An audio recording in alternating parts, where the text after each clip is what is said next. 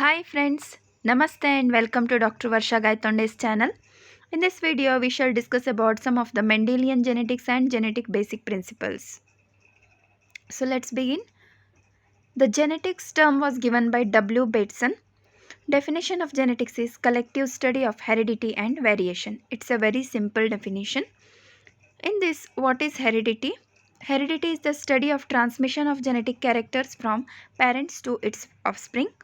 Variation means differences that are seen among the members of the same species.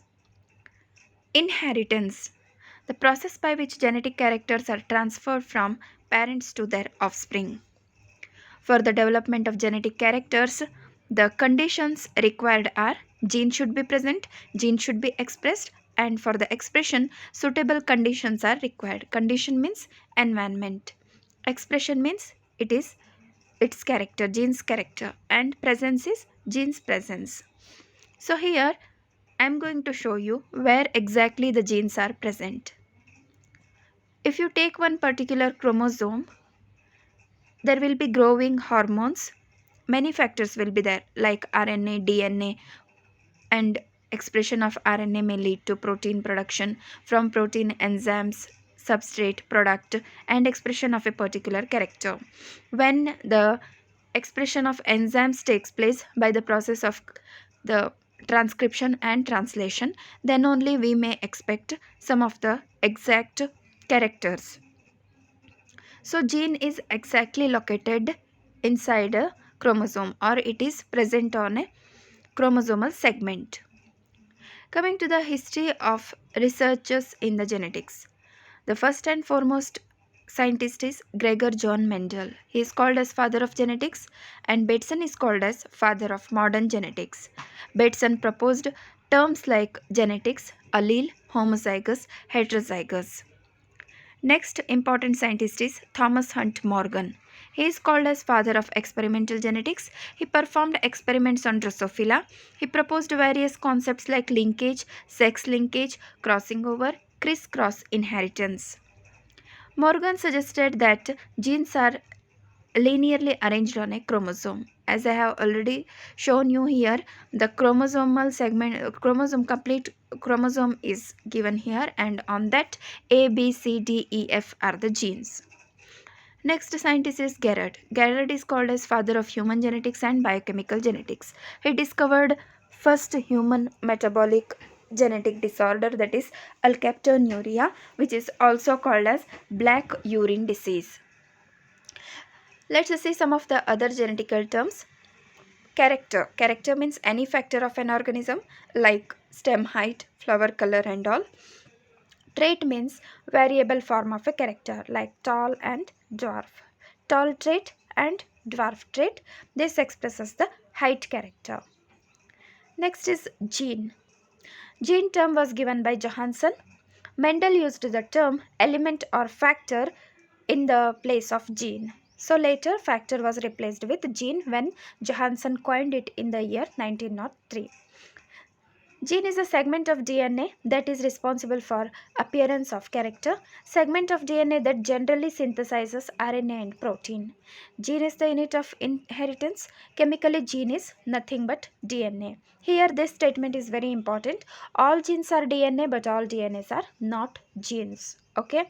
तो DNA का different function होता है. So here, whenever a gene is expressing, that will lead to transcription means RNA production, then translation means protein production, that give rise to particular character or height.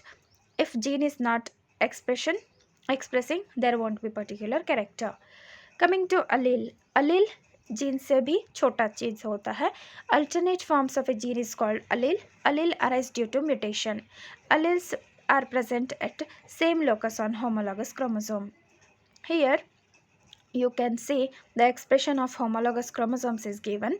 For a particular character, it is expressing maybe for dominant allele or recessive allele. If mutation is happening, means the allelic character is changed. Means see, if one dominant gene is expressing and it is going in a proper order, like transcription is happening, translation is happening, tall character is expressed.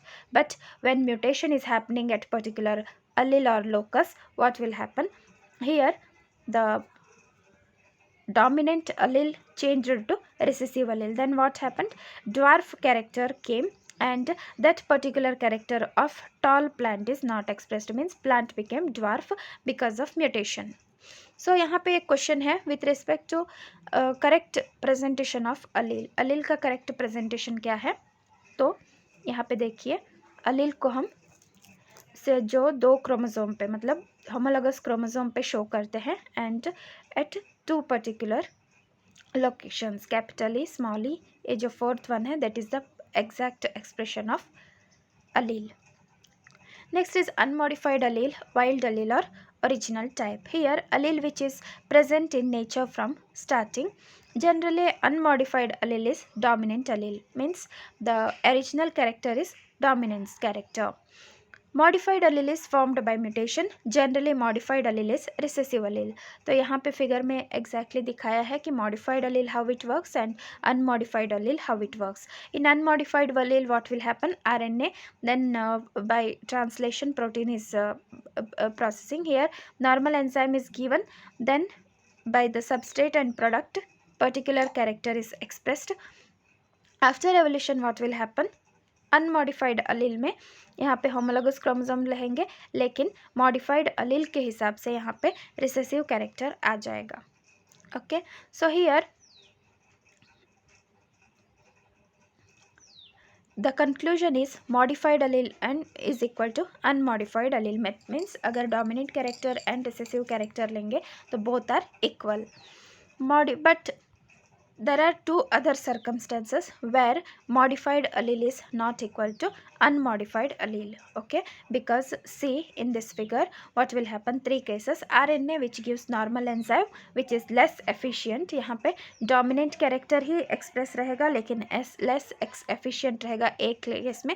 B case में आएंगे तो non functional enzyme हो जाएगा. A case में क्या था? Efficient था या लेस एफिशिएंट था, लेकिन डोमिनेंट कैरेक्टर एक्सप्रेस हो रहा था. लेकिन केस बी में क्या हुआ? यहाँ पे एंजाइम ही काम नहीं कर रहा है तो रिसेसिव कैरेक्टर आ गया. And in third condition no enzyme at all, तो क्या होगा? Dwarf condition. मतलब म्यूटेशन के बाद में कुछ भी हो सकता है, either it may be equal to the original character और the character expression may be changed. So here you may see in first case modified allele is equal to unmodified allele, and in the second and third case modified allele is not equal to unmodified allele. Let's move to homozygous pure and true breeding. This is nothing but presence of 2 similar alleles of a gene in a diploid organism like capital TT, small tt. तो heterozygous और impure condition क्या होता है? यहाँ पे presence of 2 dissimilar alleles of a gene in a diploid organism, for example capital T, small T. तो homozygous heterozygous clear हो गया. तो next is R hemizygous condition. इसमें क्या होता है? In diploid organism presence of single allele of a gene. तो एक ही allele 2 allele का काम करता है तो वो होगा hemizygous condition. Example gene for present on X and Y chromosomes on human male. तो देखिए यहाँ पे तो क्रोमोसोम का दूसरा पार्ट ही नहीं है तो that will become hemizygous condition. Next is dominant allele. Allele that can express both on homozygous and heterozygous condition is dominant allele. For example capital T allele. Recessive allele क्या होगा? That express only in homozygous condition, that is small t. तो dominant allele कैसे express करते हैं? Capital T tall दिया, फिर heterozygous condition में capital T small T tall दिया, लेकिन होमोजाइगस रिसेसिव में क्या स्मॉल टी क्या देता है? ड्वार्फ. मतलब ये हो गया रिसेसिव allele. ओके, यहाँ पे एक क्वेश्चन है dominant allele and recessive allele if we cross, तो रेड एंड येलो कलर में यहाँ पे क्या होगा? तो यहाँ पे क्या होगा आपका? Capital R red, R dash yellow and small R R dash yellow होगा. तो डोमिनेंट ट्रेट यहाँ पे डिफरेंट फॉर्म में दिया हुआ है. यहाँ पे आर डैश है डोमिनेंट और आर है recessive allele. Next we shall move to phenotype and genotype. Phenotype क्या होता है? The external appearance of an organism for a trait. तो if we take the colour character और the tallness, tall and height factor लेंगे तो tall and dwarf. Phenotypic expression हो गया। Genotype क्या होता है यहाँ पे? द जेनेटिक कॉन्स्टिट्यूशन और genetic makeup of an organism for a particular character. For example T, capital T small T and small T. यहाँ पे जीनोटाइप देखिए, टॉल प्लांट का जीनोटाइप है इधर कैपिटल टी और कैपिटल टी स्मॉल टी, लेकिन dwarf plant का है small T. Okay, next is phenocopy. When two different genotypes place under different environmental condition and develop similar phenotype, they are called phenocopy of each other. देखिए definition में एक और बार पढ़ती हूँ. When two different genotypes place under different environmental condition and develop similar phenotype, मतलब अगर मैं एक प्लांट बनारस में लगाऊंगी और एक प्लांट दिल्ली में लगाऊंगी तो डिफरेंट प्लेसेस है, डिफरेंट एनवायरमेंटल कंडीशन है, लेकिन अगर दोनों एक ही सिमिलर फिनोटाइप को देंगे तो उसको बोलते हैं हम फिनोकॉपी ऑफ ईच अदर। तो देखिए यहाँ पे डिफरेंट जीनोटाइप्स है, टॉल एंड ड्वार्फ। तो आफ्टर जिबरेलिन ट्रीटमेंट क्या हो जाएगा? दोनों प्लांट्स टॉल हो जाएंगे। ओके, तो सिमिलर फिनोटाइप दिखेंगे, मतलब ड्वार्फ प्लांट को अगर हम जिबरेलिक एसिड से ट्रीट करेंगे तो वो टॉलनेस को ही दिखाएगा, then it is called as phenocopy effect. और यहाँ पे देखिए सेल्फिंग और इनब्रीडिंग से क्या होता है? एक ही टाइप का कैरेक्टर एक्सप्रेस होता है, लेकिन अगर हम क्रॉस पॉलिनेट करेंगे तो एक्सप्रेशन डिफरेंट हो जाता है। इधर इट में बी ट्रांसग्रेसिव सेग्रीगेंट इन F2 और इट में show either of the parental characters. Next is hybrid vigor or heterosis. Superiority of hybrid offspring over both its parent. This is due to heterozygosity. Parent A है, parent B है, parent A capital A small B और parent B है small A capital B। तो यहाँ पे dominant trait एक में है, पेरेंट 1 में भी एक डोमिनेंट ट्रेट है, पेरेंट 2 में भी एक डोमिनेंट ट्रेट है। तो दोनों का जब कैरेक्टर मिल जाता है तो हाइब्रिड विगर होगा एंड क्या होगा? ऑफस्प्रिंग में दो डोमिनेंट ट्रेट्स आ जाएंगे, that is nothing but hybrid vigour और heterosis. Next is inbreeding depression. तो ये क्या होता है? Loss of hybrid vigour due to inbreeding और self pollination over a period of time. मतलब कंटिन्यूसली हम सेल्फिंग और इनब्रीडिंग करते जाएंगे तो उसमें क्या होता है? इनब्रीडिंग डिप्रेशन आ जाता है, कैरेक्टर्स डिक्लाइन होने लगते हैं। फॉर एग्जांपल हाइब्रिड विगर एक प्लांट में है ए पेरेंट में और हाइब्रिड विगर बी पेरेंट में भी है, लेकिन अगर हम इनब्रीडिंग करते जाएंगे या एक ही जो सिबलिंग होते हैं उनका सेल्फिंग करते जाएंगे तो क्या होगा? या उनका ब्रीडिंग करते जाएंगे तो dominant traits over a period of time ख़त्म हो जाएंगे। Next is genome. Total genetic material present in a monoploid और haploid cell of an organism, उसको बोलते हैं हम जीनोम। जीनोम क्रोमोसोम में रहता है, जीनोम का एक्सप्रेशन अलग होता है। ओके, हियर जीनोम को हम सिंगल क्रोमोसोम से एक्सप्रेस करते हैं, not with the pair of chromosomes. Okay, तो क्रोमोसोम में आपको जीन्स मिलेंगे, जीन्स में न्यूक्लियोटाइड मिलेंगे, फिर न्यूक्लियोटाइड बेसिस मिलेंगे। ओके, तो यहाँ पे देखिए फिगर के हिसाब से कैसे सेग्रीगेशन, डिस्जंक्शन, इंडिपेंडेंट असॉर्टमेंट, मतलब पूरा मेंडल लॉ को दिखा रहा है। ओके, तो मेंडल्स के कितने लॉस थे? 3 लॉस थे, law of dominance, law of segregation and law of independent assortment. तो फर्स्ट देखते हैं लॉ ऑफ इंडिपेंडेंट असॉर्टमेंट क्या होता है। हम लॉ के बारे में नहीं देखेंगे, generally what is independent assortment. Independent assortment occurs when genes are present on non homologous chromosome, for example A and B genes. तो लिंकेज होगा opposite to this occur when genes present on the same chromosome, for example A and D genes are present on the same chromosome. Okay, so there are chances to inherit together to next generation, वो होगा linkage. Next segregation और disjunction क्या होगा? Separation of homologous chromosomes during meiosis.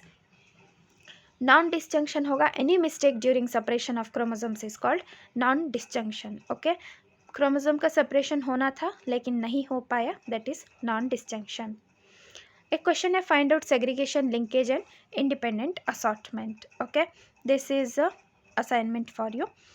Next is gamete formation. Gametes कैसे form होते हैं? For example अगर हम नॉर्मल ऑर्गेनिजम्स को लेंगे तो 2n कंडीशन में रहते हैं, तो वहाँ से n होगा गेमिट, मतलब उसका एक हैप्लॉइड फॉर्म होगा, गेमिटिक फॉर्म।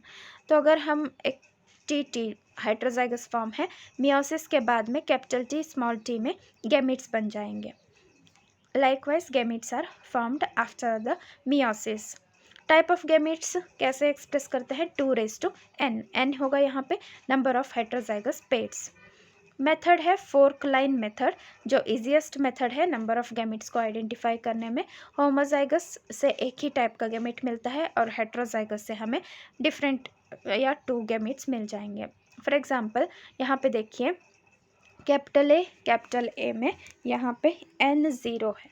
ओके, तो n क्या है, नंबर ऑफ हेट्रोजाइगस पेयर। तो n0 है तब क्या होगा, type of gamete 2:n, n0 है तो 1 होगा। ओके, सेकेंड है कैपिटल ए स्मॉल है। यहाँ पे देखिए आप हेट्रोजाइगस फॉर्म में आपको एक मिलेगा, तो मतलब एक हेट्रोजाइगस है, तो n इज इक्वल टू 1, तो क्या होगा, 2 गैमेट्स मिलेंगे। थर्ड एग्जाम्पल देखिए कैपिटल बी स्मॉल बी, तो यहाँ पे ए में कोई हेट्रोजाइगस अलील नहीं है, लेकिन बी में एक है, तो 2:1, तो फिर 2 हो जाएगा। ओके, लाइकवाइज यहाँ पे देखिए बी एंड बी, तो हाफ हाफ हो जाएगा। नेक्स्ट है capital A B small B and capital D, तो यहाँ पे भी देखिए आपको सिर्फ बी हेट्रोजाइगस फॉर्म में है, तो फिर से n1 मिल गया, तो हाफ हाफ आपको गैमेट्स मिल जाएंगे capital B small B. Okay, likewise in example 5 आपको 2 हेट्रोजाइगस फॉर्म मिलेंगे, तो 4 गैमेटिक कॉम्बिनेशंस मिल जाएंगे। एग्जाम्पल 6 में क्या है, यहाँ पे सिर्फ एक हेट्रोजाइगस है डी, एंड 7 में क्या है, कोई हेट्रोजाइगस नहीं है, तो यहाँ पे आपको AR मिल जाएगा। नेक्स्ट क्वेश्चन है plant with genotype capital R, capital D small g and capital E small e produces gametes. Find out the probability of gametes which contain RDE genotype. तो RDE जीनोटाइप को हम कैसे fork method से divide करेंगे, तो यहाँ पे देखिए R को हम DD से डिवाइड करेंगे, फिर D को फोर्क लगा के EE में करेंगे, तो हमें क्या मिलेगा, डिफरेंट कॉम्बिनेशंस मिलेंगे, तो यहाँ पे हर गैमीट 1/4 में आ जाएगा।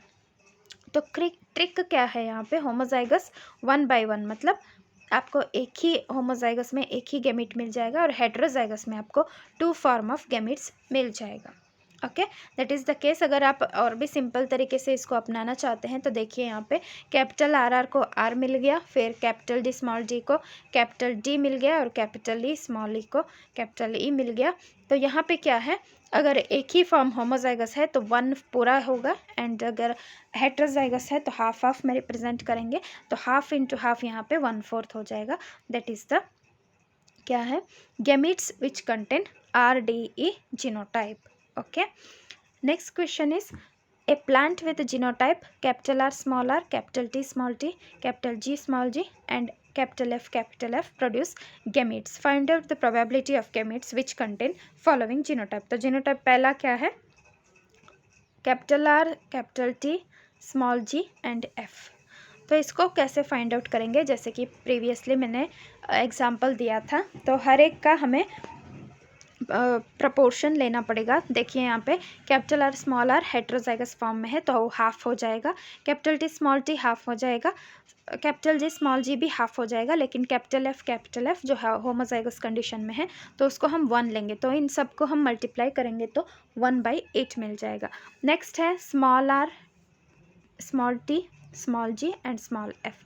तो ये कैसे मिलेगा हमें, इसको भी हम वैसे ही लेंगे, तो स्मॉल देखिए सब में आपको मिल जाएगा, लेकिन लास्ट में एफ जो है होमोजाइगस डोमिनेंट फॉर्म में है, तो वहाँ पे कोई नहीं मिलेगा, तो 0 होगा, then the whole answer will be 0। The third one is small r, capital T, capital G and capital F। तो यहाँ पे कैसे लेंगे हम, ये सब तो मिल जाएगा। Okay, just like previous example, तो यहाँ पे 1/8 होगा, 1/8 होगा। Okay, so next question is in human both male and female have similar autosomal genotype capital A small a, capital B small b and both contain small a into linked gene D'। Find out the probability of gametes produce in, first one है female contain ABD genotype. तो यहाँ पे देखिए female को हम यहाँ पे XDD में रिप्रेजेंट करेंगे तो यहाँ पे गैमेट लेके प्रीवियस, बहुत इजी है, प्रीवियस टाइप का ही है, अगर आप प्रैक्टिस करेंगे तो आ जाएगा। In human both male and female have similar autosomal gene RRTT and both contain A into linked gene H. Find out the percentage of gametes produced in female containing RTH genotype and male containing RTH genotype। अगर आप practice करेंगे तो ये questions आपको बहुत ही आसान मिल जाएगा। Okay, this all are the questions for practising. Next we shall come to Punnett squares or checkerboard. Punnett square was developed by British geneticist Reginald C. Punnett. It is a graphical representation which calculates the probability of all possible genotypes of offspring in a genetic cross. Usually in Punnett square, the male gamete lie horizontally and female gamete lie vertically.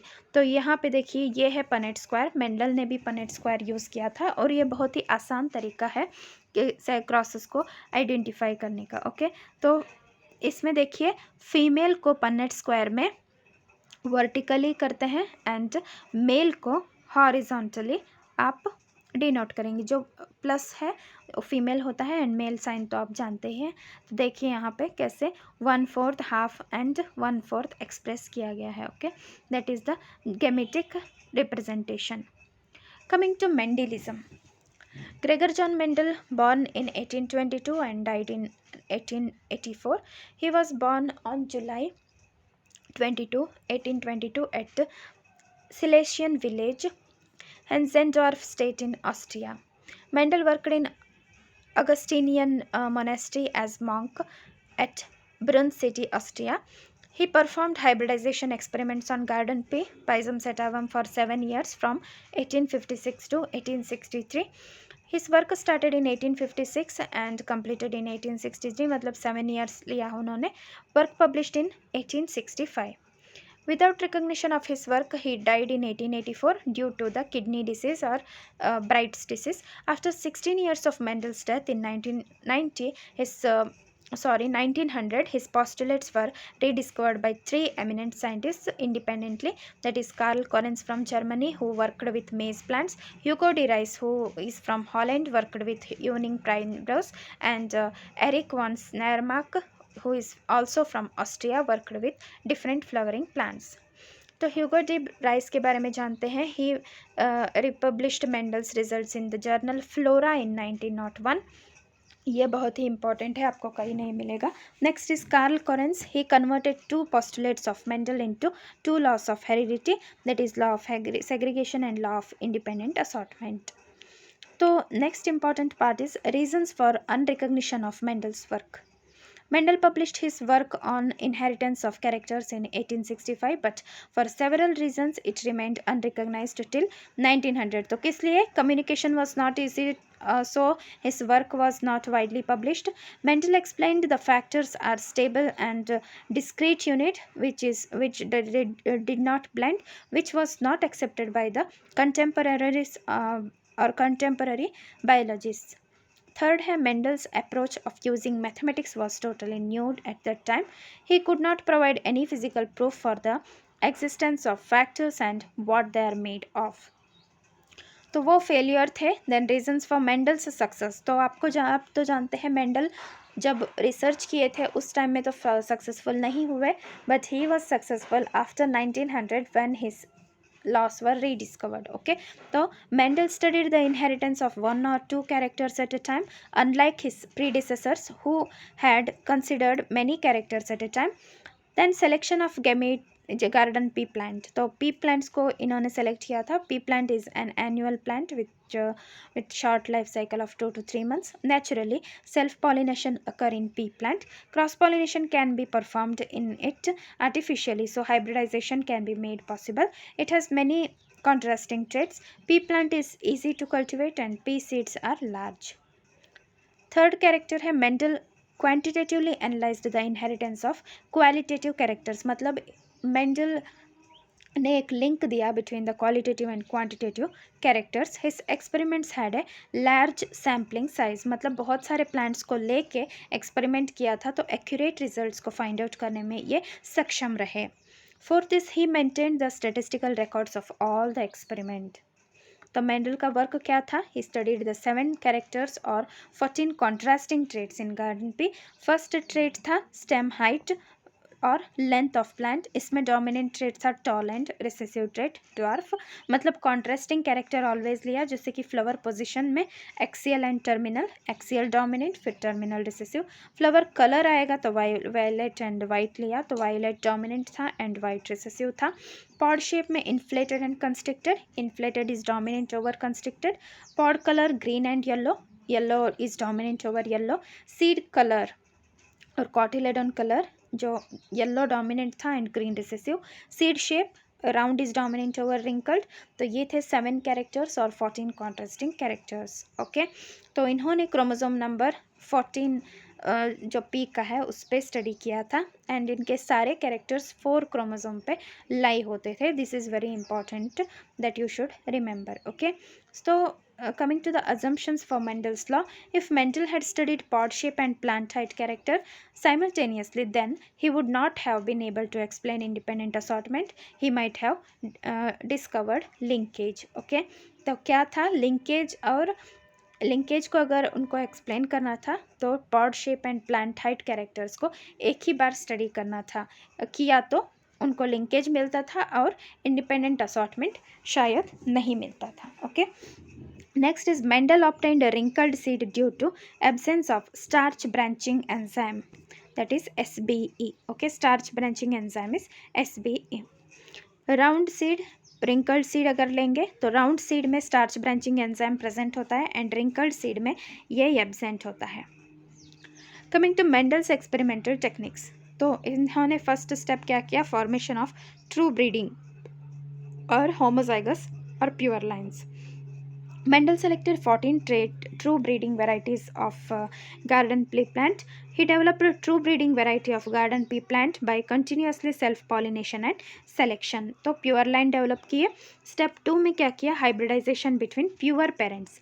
पहले pure parents और pure lines develop किया, फिर उनको hybridise किया, तो उसमें emasculation, bagging, tagging, इन सारे practices को अपनाया.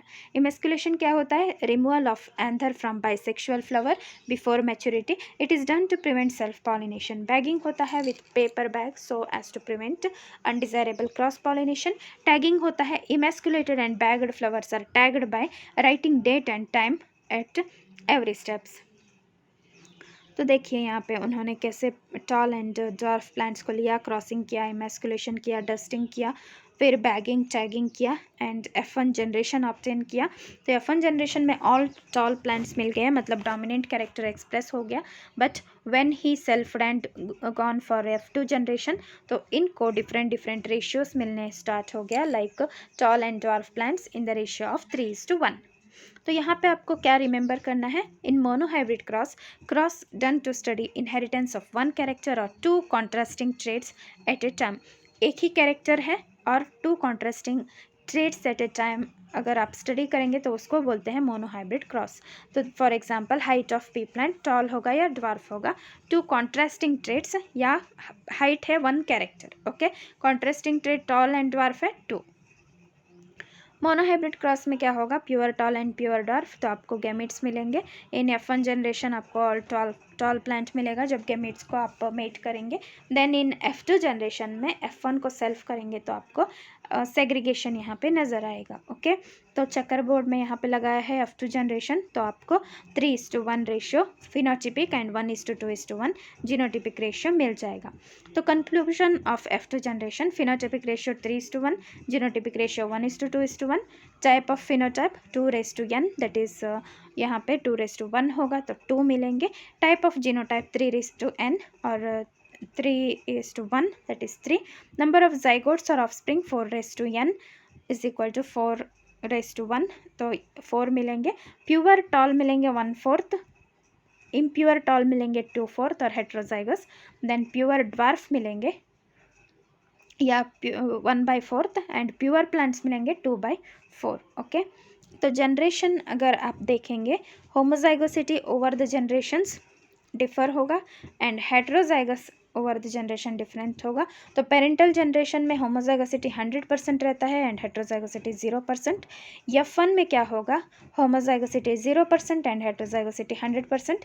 F2 में 50-50 होता है, तो यहाँ पे F1 में क्रॉस पॉलिनेशन होगा, F2 में सेल्फ पॉलिनेशन होगा, F3 में सेल्फ पॉलिनेशन होगा। तो 75 homozygous and 25 heterozygous and F4 में फिर सेल्फ पॉलिनेशन होता है, तो 75%।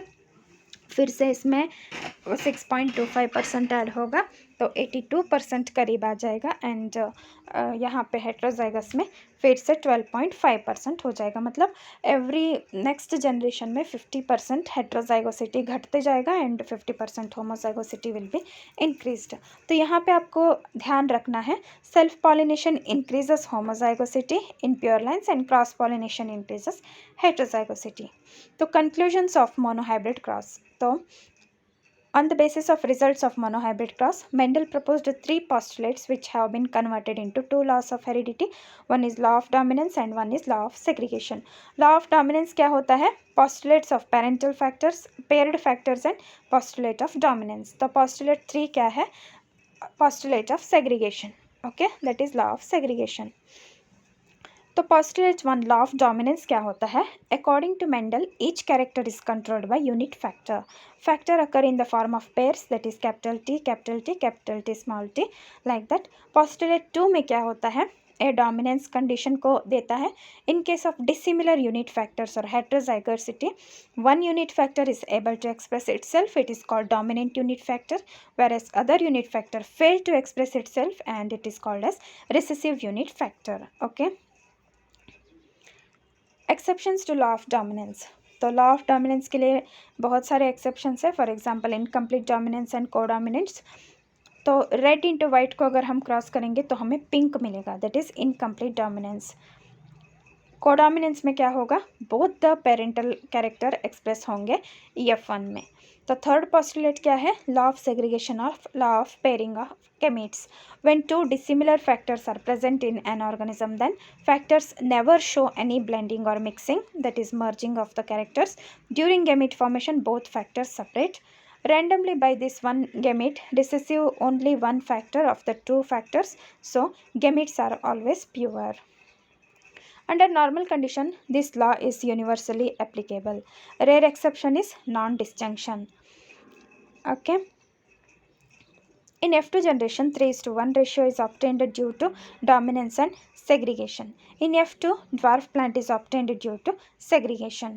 तो अब क्वेश्चन में आएंगे, cannot be explained on the basis of Mendel's law of inheritance. तो इसमें कौन सा Mendel's law of inheritance को एक्सप्रेस नहीं करेगा, तो कौन सा फैक्टर डोमिनेंस को एक्सप्रेस नहीं करेगा, तो फैक्टर्स नेवर शो ब्लेंडिंग मतलब क्या है, सेग्रीगेट होगा। Next, factor occur in the form of pairs में मतलब लॉ ऑफ डोमिनेंस होगा। Character is controlled by unit factor, फिर से लॉ ऑफ डोमिनेंस होगा। And out of one pair of factor, one is dominant factor whereas the other is recessive factor. तो यहाँ पे question क्या पूछा है, cannot explain the basis of Mendel's law of dominance. तो law of segregation का first जो option है, that is factors never show blending, is the appropriate answer. Next we shall see some of the questions on monohybrid cross. An impure T P plant is crossed with the dwarf plant. This cross produced 200 offsprings. How many of them have pure tall and dwarf plant respectively? तो देखिए 200 offsprings दिया है, तो इसमें impure tall and dwarf है, तो impure tall heterozygous है and dwarf is small। तो इसमें आपको प्योर टॉल 0 मिलेंगे, ड्वार्फ मिलेंगे 1/2 इंटू 200 मतलब 100 ड्वार्फ मिलेंगे। तो प्योर 0 एंड ड्वार्फ जो है 100 प्लांट्स मिलेंगे आउट ऑफ 200। तो 100 क्या होंगे, फिर हेट्रोजाइगस होंगे। Okay, what will be the genotype of parental garden pea plant if they produce 44 tall and 15 dwarf offspring. तो पेरेंटल गार्डन पी का जीनोटाइप पूछा है, तो 44 टॉल एंड 15 ड्वार्फ है। तो रेशियो पूछेंगे, तो यहाँ पे देखिए 15 अगर 1 लेंगे, 15 3 × 45 होता है, तो अप्रॉक्सीमेटली 1:3 रेशियो आएगा। Next question is, in garden pea plant, a pure violet flower plant is crossed with white flower plant. F1 generation 1000 plants offsprings are obtained. How many of them have pure flowered plants? तो pure flowered plants क्या है, यहाँ पे half होगा, half ratio. तो इसमें into total number of plants 1000 करेंगे तो आपको 500 मिल जाएगा. इम्प्योर अगेन 1/2, तो इंटू 1000 करेंगे 500 मिलेगा. एंड वाइट फ्लावर्स मतलब ड्वार्फ, तो 1/4 होता है, इंटू 1000 करेंगे तो 250 आपको मिलेगा. ओके, तो इसी को हम चक्कर बोर्ड में लगाए हैं. In human beings, brown eye color is dominant over blue eye color. What will be the genotype of brown-eyed parent if they have blue-eyed child? Okay, brown eye का पेरेंट क्या हो सकता है, तो ये डोमिनेंट कैरेक्टर है तो capital B capital B small B होता है. ब्लू आई रिसेसिव कैरेक्टर है तो स्मॉल बी होगा. तो अगर हमें यहाँ पे क्या होता है, हमें यहाँ क्या चाहिए, ब्राउन आइड पेरेंट को क्या चाहिए, dominant over blue eyed colour. What will be the genotype of brown eyed parent. Okay, तो इनका जीनोटाइप हमें अगर हेट्रोजाइगस कंडीशन लेंगे तो हमें ब्राउन आई क्रॉस करेंगे तो ब्लू आइड ऑफस्प्रिंग. तो इनका जो प्रेडिक्ट कर सकते हैं character heterozygous form capital B into capital B. Okay, next question है, in human being brown eye color is dominant over blue eye color. Brown eyed male has blue eyed mother. This male is marrying blue eyed female. Find out the probability of their child having brown eye के जो parents heterozygous या homozygous form में, blue आई का small B, तो mother का क्या होगा, small B. तो तभी तो जो प्रोजनी है उसका कैपिटल बी स्मॉल बी या कैपिटल बी स्मॉल बी आ सकता है. तो हम यहाँ पे brown eye capital B small B लेंगे और फीमेल जो है ब्लू आइड लेंगे. तो brown eye and blue eye 50-50 आएगा. तो ब्राउन आइड चाइल्ड जो है हाफ प्रोबेबिलिटी के साथ मिल जाएगा. In human being albinism is an autosomal recessive disease. The first child is normal, parents is albinic. What will be the probability of their second child to be albinic. तो albinism क्या होता है, autosomal recessive disease होता है और पूरा body white हो जाता है, मतलब जो पिगमेंट्स होते हैं वो प्रेजेंट नहीं होते. तो यहाँ पे देखिए नॉर्मल डोमिनेंट कैरेक्टर है और अल्बिनो डिसीज़ या रिसेसिव कंडीशन है. तो नॉर्मल हेट्रोजाइगस होगा, तो 2 नॉर्मल पेरेंट्स को लेंगे. तो होमोजाइगस को अगर हम यहाँ से हटाएंगे, होमोजाइगस डोमिनेंट, तभी हमें अल्बिनिक प्लांट मिल सकता है. Okay, this is all about today's topic, Mendelian concepts and some of the basic principles of genetics. Thank you for watching.